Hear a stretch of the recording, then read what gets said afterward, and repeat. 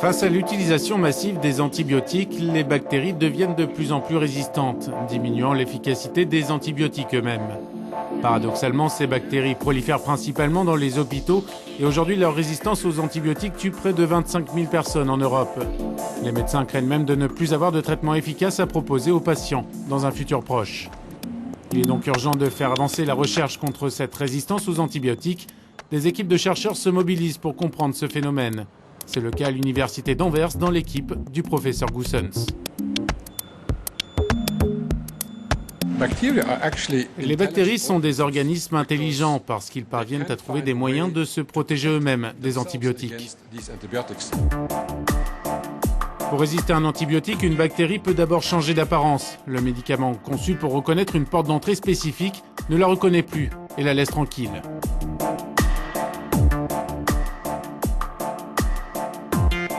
Deuxième stratégie, la bactérie peut tout simplement fermer ses portes d'entrée.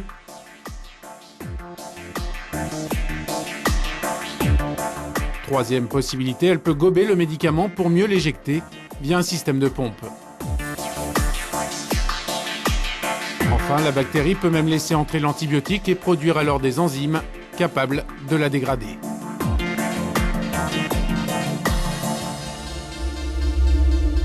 Mieux comprendre ces résistances doit aussi permettre de trouver de nouvelles molécules efficaces. La recherche vient d'aboutir à une avancée majeure dans la lutte contre une des pires menaces pour notre santé, la tuberculose multirésistante. Les germes qui provoquent cette maladie très contagieuse ont muté au fil du temps pour devenir dans certains cas résistants à tous les traitements connus.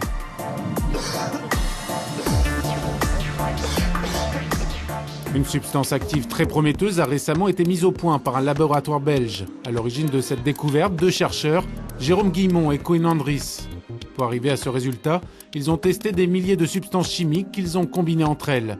De longues années plus tard, la ténacité du duo a été récompensée avec la découverte de la bédaquiline.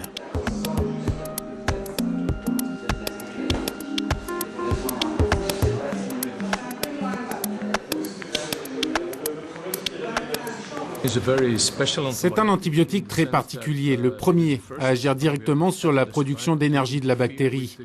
En gelant cette production d'énergie, il ralentit le développement de la bactérie et après plusieurs jours, celle-ci finit par mourir.